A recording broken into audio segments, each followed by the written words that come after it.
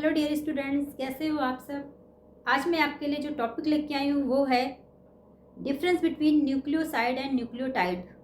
Dear guys, जैसे कि मैंने पिछले टर्न पे आपको पढ़ाया था लिपिड्स, उसके बाद मैंने बोला था कि बायोमोलिक्यूल चैप्टर मोस्टली ख़त्म ही हो गया है, लेकिन आज उसका एक छोटा सा टॉपिक है जो कि मैं पढ़ा रही हूँ, वो भी बहुत इंपॉर्टेंट टॉपिक है कि न्यूक्लियोसाइड क्या होती है और न्यूक्लियोटाइड क्या होते हैं। इस पर अलग अलग क्वेश्चन भी आता है या कई बार इसमें कंबाइंड क्वेश्चन भी आता है कि difference between the nucleoside and nucleotide. तो ये बहुत ही इंपॉर्टेंट क्वेश्चन है, दोनों में बहुत ही बेसिक डिफरेंस है न्यूक्लियोसाइड और न्यूक्लियोटाइड में। तो चलिए पढ़ते हैं कि इसमें क्या डिफरेंस है और दोनों चीज़ें क्या होती हैं।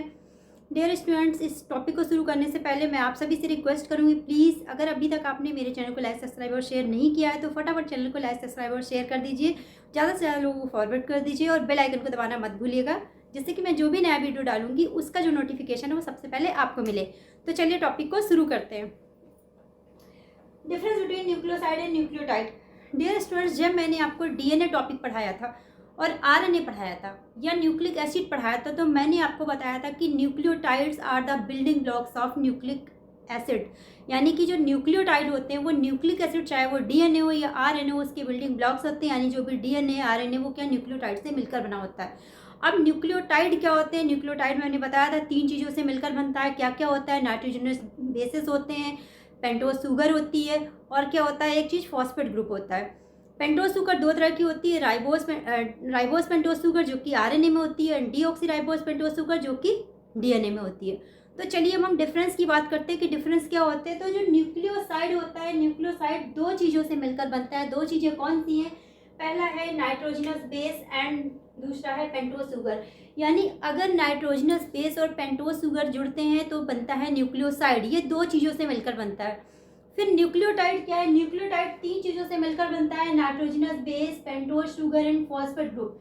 यानी कि जो न्यूक्लियोसाइड है उसमें अगर फॉस्फेट जुड़ जाए तो वो क्या बन जाता है? न्यूक्लियोटाइड बन जाता है। पहला जो सबसे इंपॉर्टेंट बेसिक डिफरेंस है वो यही है कि न्यूक्लियोसाइड 2 चीज़ों से मिलकर बनता है, nitrogenous base and pentose sugar से, जबकि न्यूक्लियोटाइड होता है वो 3 चीज़ों से मिलकर बनता है, pentose sugar, nitrogenous base and phosphate group. यानी कि फॉस्फेट ग्रुप न्यूक्लियोटाइड में होता है और न्यूक्लियोसाइड में नहीं होता है। सेकेंड डिफरेंस क्या है? जो न्यूक्लियोसाइड होता है वो स्लाइटली बेसिक इन नेचर होता है, जबकि जो न्यूक्लियोटाइड है वो एसिडिक इन नेचर होता है। फिर थर्ड डिफरेंस क्या है? जो न्यूक्लियोसाइड होता है वो क्या होता है? न्यूक्लियोटाइड का ही कंपोनेंट है। यानी कि जो न्यूक्लियोसाइड है वो न्यूक्लियोटाइड का ही कंपोनेंट कैसे है? जो हमारा न्यूक्लियोटाइड है, आप देख रहे हैं इसमें nitrogenous base, pentose sugar and phosphate group है। अगर हम इस फॉस्फेट ग्रुप को हटा दें तो 2 चीजें बचेंगी, nitrogenous base and pentose sugar, ये दोनों क्या बना देंगे? न्यूक्लियोसाइड। यानी कि हमारा न्यूक्लियोसाइड जो है वो न्यूक्लियोटाइड का ही कंपोनेंट है। जो शुगर होती है वो या तो राइबोस पेंटोज शुगर होगी या डीऑक्सीराइबोस पेंटोज शुगर होगी, वो डिपेंड करेगा कि डीएनए है या आरएनए है। फिर उसके बाद जो न्यूक्लियोटाइड है वो कैसे बनता है? Phosphorylation of the nucleoside. यानी जो न्यूक्लियोसाइड है अगर उसमें फॉस्फेट ग्रुप जुड़ जाए तो बन जाता है न्यूक्लियोटाइड। कैसे? जो न्यूक्लियोसाइड है उसमें क्या है? नाइट्रोजनस बेस है और पेंटोज शुगर है।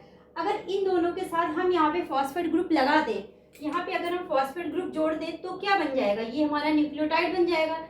यानी कि जो न्यूक्लियोसाइड का फास्फोराइलेशन हो जाता है, यानी न्यूक्लियोसाइड में फॉस्फेट ग्रुप अगर जुड़ जाए तो क्या बनता है? न्यूक्लियोटाइड। इसीलिए बोलते हैं कि न्यूक्लियोटाइड जो है फास्फोराइलेशन ऑफ न्यूक्लियोसाइड से बनता है।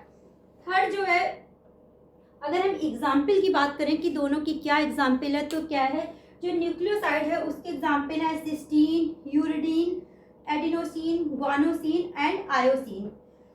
ये सेम वही है जैसे एडेनिन, ग्वानिन, साइटोसिन, थाइमिन थे, बट ये न्यूक्लियोसाइड है तो यहाँ पे इनको सिस्टीन, यूरिडीन बोलेंगे, एडिनोसिन बोलेंगे, ग्वानोसिन बोलेंगे एंड आयोसिन बोलेंगे। जो हमारा न्यूक्लियोटाइड है उसका एग्जाम्पल क्या है? एएमपी। एएमपी का फुल फॉर्म मैंने लिखा हुआ है स्टूडेंट्स यहाँ पे। एएमपी क्या है? Adenosine monophosphate. दूसरा क्या है? जीएमपी। सेम चीजें हैं। जीएमपी क्या है? Guanosine monophosphate. जैसे कि यहाँ पे क्या था आपने देखा, सिस्टीन था, वहाँ पे हो जाएगा साइटोसिन मोनोफॉस्फेट। सिमिलरली यहाँ पे एडिनोसिन था तो वहाँ हो गया एडिनोसिन मोनोफॉस्फेट। डीटीएमपी। डीटीएमपी क्या है? डीऑक्सीथाइमिडीन मोनोफॉस्फेट। यानी कि इन सब में फॉस्फेट ग्रुप लगा के बोलते हैं, इसलिए इसको फॉस्फेट बोलते हैं साथ में, ऐसे adenosine monophosphate, guanosine monophosphate, dTMP, deoxythymidine monophosphate, इस तरह से बोलते हैं। तो ये थे basic difference of nucleoside and nucleotide. ये क्वेश्चन 1 नंबर या 2 नंबर में बहुत बार पूछा गया है। इवन कॉम्पिटिटिव एग्जाम में, नीट में भी कई बार इससे क्वेश्चन आता है कि न्यूक्लियोसाइड क्या है, उसके ऑप्शन दिए होते हैं, न्यूक्लियोसाइड क्या और न्यूक्लियोटाइड क्या है, उसके ऑप्शन दिए होते हैं। तो आप कंफ्यूज मत होइएगा, सिंपल एक बेसिक याद रखिएगा, न्यूक्लियोटाइड टी है यानी 3, यानी कि इसमें क्या होगा, 3 चीज़ें होंगी न्यूक्लियोटाइड में, न्यूक्लियोसाइड में 2 चीज़ें होंगी। तो डियर गाइज, ये आज ही हमारा जो टॉपिक था difference between nucleoside and nucleotide complete हुआ। इसके साथ ही साथ हमारा जो बायोमोलिक्यूल चैप्टर था वो भी फिनिश हो गया है आज से। अब मैं नेक्स्ट टर्न पे आपको अगला चैप्टर स्टार्ट करूँगी। और इसके साथ ही ये जो हमारा चैप्टर कंप्लीट हुआ, इस पूरे चैप्टर में अगर आपकी कोई क्वेरी हो, कोई ऐसा क्वेश्चन हो या छोटा से बड़ा जो भी क्वेश्चन हो जो आपको लग रहा हो कि आप पढ़ना चाहते हैं या आपका कॉन्सेप्ट क्लियर नहीं है, या फिर जो टॉपिक मैंने पढ़ाए उनमें से कोई ऐसी चीज़ है जो आपको समझ में नहीं आई हो, तो आप मुझे मेरे मेल पे मेल लिख सकते हैं neelumista999@gmail.com पे। आप मुझे इंस्टाग्राम पे भी फॉलो कर सकते हैं, जिसका लिंक मेरे यूट्यूब के डिस्क्रिप्शन बॉक्स में दिया हुआ है। तो थैंक यू गाइड्स।